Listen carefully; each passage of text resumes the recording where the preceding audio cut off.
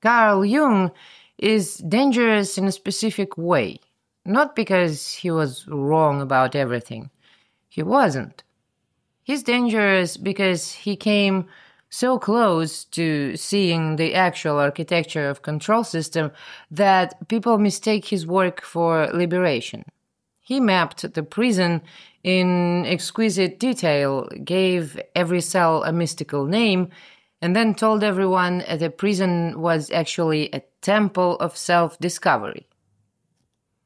Let's be precise about what he got right before we dismantle where he fucked up. Jung noticed that events connect through meaning rather than linear causation. Two unrelated things happen at the same time and share a pattern. Most people dismissed this as a coincidence or mysticism. Jung recognized it as evidence of a deeper structure, reality operating as an interconnected system where information flows non-locally. This was actually on point. He saw that the universe doesn't work like a machine with separate parts bumping into each other. He recognized pattern as a fundamental organizing principle. The problem wasn't the observation, the problem was his interpretation. In his later work, Jung increasingly talked about the ego as a small island of consciousness floating in a vast ocean of the unconscious. He understood that what you call I is a construct, a limited interface, not the totality of what you are. The ego thinks it's running the show when it's really just a narrow beam of awareness in something much larger. This wasn't new. Buddhism had been saying this for over 2,000 years with an Atman, no self. Taoism, with its concept of wu-wei and emptiness, Advaita Vedanta, with the illusion of separate self. Jung translated Eastern philosophy into Western psychological language. His contribution was making this accessible to a culture that had no framework for it. But here's where his analysis fell short. He thought the ego was a natural developmental structure, an interface that emerged from the unconscious. He didn't consider that ego might be the user interface of a parasitic operating system, not a natural growth, but an installed program. In answer to Job, Jung did something most spiritual traditions avoid. He acknowledged that the collective unconscious contains destructive, malevolent forces. Not just shadow you integrate and become whole. Actual dark shit. He even suggested that the image of God contains this darkness, that religions try to whitewash a fundamentally split reality. He saw that the collective isn't just some repository of ancient wisdom. There's poison in there. There are patterns that destroy. This was a critical observation that most of his followers conveniently ignore. His work on alchemy, especially Mysterium Conjunctionis, showed he understood transformation as a process of death and rebirth. Nigredo, the blackening, the breakdown, albedo, purification, rubedo, the new form. He recognized that real change requires dismantling what exists before building something new. This maps directly onto deprogramming. You can't integrate the parasite. You have to disassemble it, go through the void, and rebuild. Jung recognized that Christianity's split between good and evil created a wound in human consciousness. But here's the critical nuance. He didn't think the split itself was the problem. He thought the problem was that Christianity rejected one half of the split. Christianity created the duality, then projected all darkness elsewhere, onto Satan, pagans, the body, women, anything that could carry the disowned shadow. For Jung, this was the wound. Not that we think in opposites, but that we deny half of those opposites. His solution? Integration. Bring the shadow back. Acknowledge that darkness is part of you. Unite the opposites and become whole. The goal was a complete duality, both sides recognized and balanced, not the elimination of dualistic thinking. This is where he came close, but ultimately stayed inside the framework. He wanted to heal the split by reconciling opposites. He never questioned whether the structure of opposites itself might be the problem. A note on using oppositional language here. Distinguishing between parasite and host, or system and freedom, isn't the same type of binary as good and evil. One is evaluative. It assigns moral weight and demands you choose sides. The other is descriptive. It identifies a functional relationship. A parasite isn't evil, it's just doing what parasites do. Recognizing that something is parasitic doesn't require moral judgment. It requires accuracy about what's happening. The binary of good and evil is a control structure. The recognition of parasitic dynamics is a diagnostic tool. Once you exit the parasitic system, these distinctions dissolve too. But to get out of the maze, you first have to see the walls. Here's where he was one step from the exit and chose to go back inside. Jung's entire therapeutic framework rests on integration. Meet your shadow and integrate it. Encounter the anima or animus and integrate it. Face the archetypes and integrate them into a more complete self. The goal is always synthesis, wholeness through inclusion. But integration assumes the thing you're integrating belongs to you. What if it doesn't? What if the shadow isn't your disowned darkness, but an implanted program?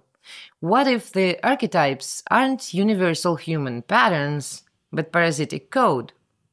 Here's a concrete way to distinguish real liberation from sophisticated adaptation. After a Jungian individuation, a person becomes more functional within society. Better relationships, more professional success, greater emotional stability within existing structures. After actual deprogramming, the person stops responding to the triggers that previously controlled them. Society's approval or disapproval loses its automatic power over baseline reactions. Integration makes you a better adjusted member of the collective. Liberation means the collective's programming no longer runs automatically. One is optimization within the system, the other is freedom from automatic execution of its code. Jung never considered that the solution might not be to integrate the collective unconscious, but to disconnect from it entirely. He wanted to make peace with the parasite. That's not liberation. That's Stockholm Syndrome with mystical language. Jung's concept of the self, capital S, is supposed to be the deepest, truest core of being. It's beyond ego, beyond persona, the organizing center of the psyche that encompasses all the archetypes. Reaching the self is the goal of individuation. But the self, as Jung describes it, is constructed from the same archetypal material that comprises the collective unconscious. It's the deepest layer of the same system. Jung thought he found the treasure at the center of the labyrinth. He didn't realize the treasure is part of the trap. The self isn't freedom from the collective programming. It's the most sophisticated level of that programming, the part that makes you feel like you've found something ancient and true when you've actually just reached a deeper layer of the same control structure. Here's a concrete example. You go to a Jungian therapist. I'm a people pleaser, I can't say no, I'm terrified of judgment. They don't tell you this is installed code. They say, You've repressed your aggression and selfishness. These qualities went into your shadow. You need to integrate them. Acknowledge your anger, embrace your darkness, find balance. So you do shadow work. You learn to own your aggressive side. You feel relief, more whole, integrated. But what actually happened? You accepted the system's categories: good and bad, light and dark, acceptable and shadow, and optimized your performance within them. The framework that says personality traits are problems requiring integration is still running. You're just running it more smoothly. Another example. Someone does deep Jungian work and integrates their shadow around authority. They recognize their father wound, understand the archetypal king or father pattern, integrate it. Now they're whole around authority. They can work with bosses without projection, they understand power dynamics, they've made peace with the archetype. But watch what happens when their status is threatened in a group. They still react. Maybe not explosively, maybe with sophisticated, centered responses, but the trigger is still there. The program still runs. They've just optimized how it executes. They respond to hierarchy more skillfully, not freely. After deprogramming, hierarchy stops being a trigger at all. Not because you integrated it, but because the code that makes hierarchy matter got deleted. Someone can challenge your status, and there's no internal response to manage. The hook isn't there anymore. Next, synchronicity as a proof of unity. Jung interpreted synchronicity as evidence of a meaningful universe, an underlying order that connects all things in a purposeful way. He saw it as beautiful, even spiritual, proof that we're all part of a greater whole. Synchronicity might actually be evidence of an information network operating at a level beyond linear causality. The pattern recognition Jung documented could be real, but he made a critical leap. He assumed the network was benevolent. He interpreted connection as inherently good. Connection is neutral. A surveillance system is also connected. A botnet is also synchronized. Jung never considered that synchronicity might be a neutral property of reality's information structure that has been hijacked by a parasitic program. When multiple people infected with the same code respond to the same trigger simultaneously, that's not cosmic unity sending you a message. That's distributed nodes in a network executing the same protocol. The meaningful coincidences Jung documented could be the system maintaining coherence across its distributed architecture. What he saw as proof of wise guiding intelligence might just be automatic synchronization between infected hosts. He saw the network, he documented its patterns, but he never questioned what was running on that network. He assumed the infrastructure itself was the message, when the infrastructure might just be the medium through which parasitic code propagates. The entire process of individuation, Jung's term for becoming a complete person, is fundamentally about differentiating yourself from the collective while integrating its archetypal patterns. You're supposed to encounter all the archetypes, integrate your shadow, balance your opposing functions, and emerge as a whole person. But whole according to what standards? The archetypes themselves. You become whole by successfully embodying the patterns the system has preloaded. Individuation isn't escaping the matrix. It's customizing your avatar within it. Jung's therapeutic goal was essentially to help people become well-adjusted members of the collective unconscious, not to free them from it, to make them functional within it. That's just optimization of your imprisonment. Even when Jung acknowledged the dangerous aspects of archetypes, he continued to treat them as carriers of deep wisdom. The myths, the symbols, the recurring patterns across cultures, he saw all of this as evidence of something profound and valuable that must be honored and understood. But recurring patterns across cultures could just mean the same control code got installed everywhere. When you see the same operating system running on computers worldwide, you don't conclude it's cosmic wisdom. You recognize standardized software. Jung looked at archetypes and saw humanity's spiritual inheritance. Another interpretation. He was looking at the most successful pieces of control code, the ones that replicated so effectively they became embedded in culture, religion, and individual psychology. The fact that something is ancient and widespread doesn't make it true.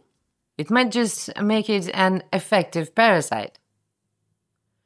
Jung is like Plato's prisoner who made it to the cave entrance, looked at the sunlight, found it overwhelming, and walked back inside to spend the rest of his life analyzing shadows on the wall.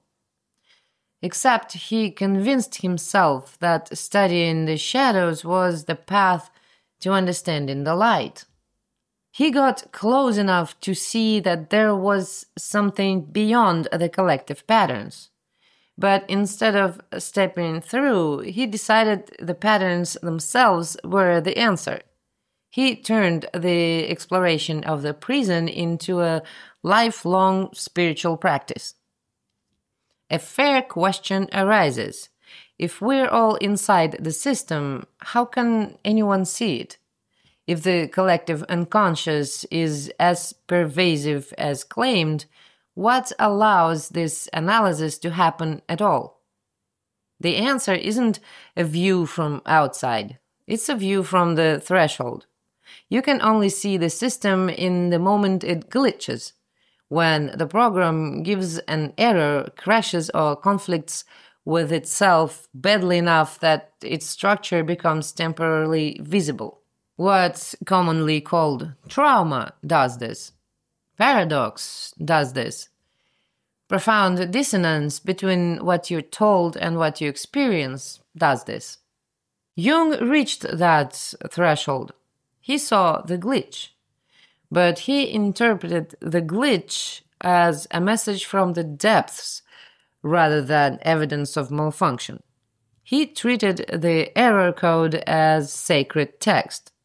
That's the difference between his work and actual liberation. He mapped the prison beautifully, but never recognized it as a prison.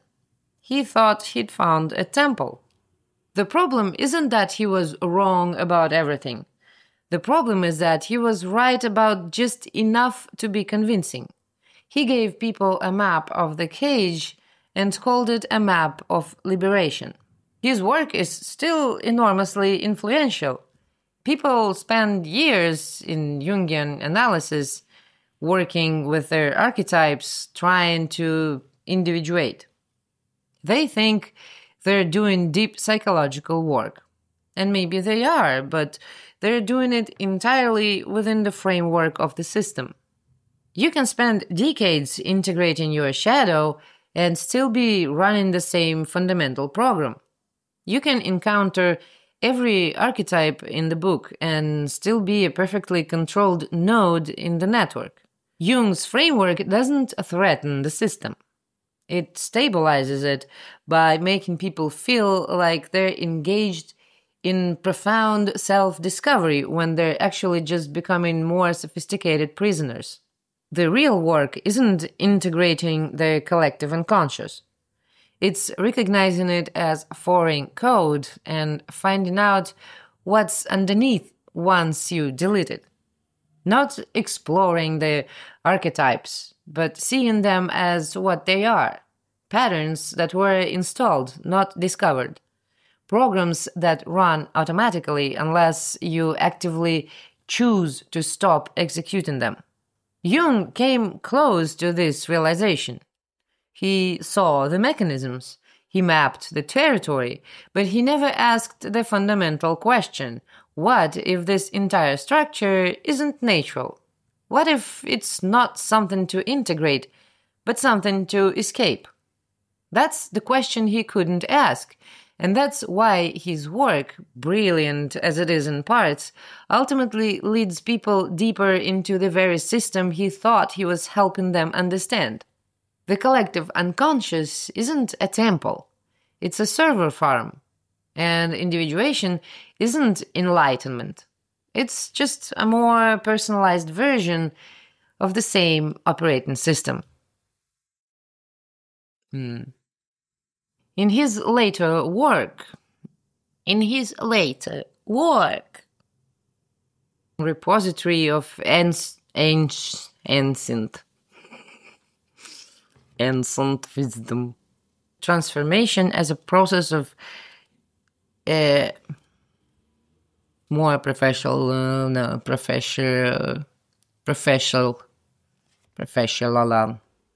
truest core of being. Fog. A concrete way. Concrete way. Someone das ist fantastisch. He saw it as beyond linear causality. Power. The infrastructure. The most successful pieces of control code. Jung looked at archetypes. You can spend decades integrating.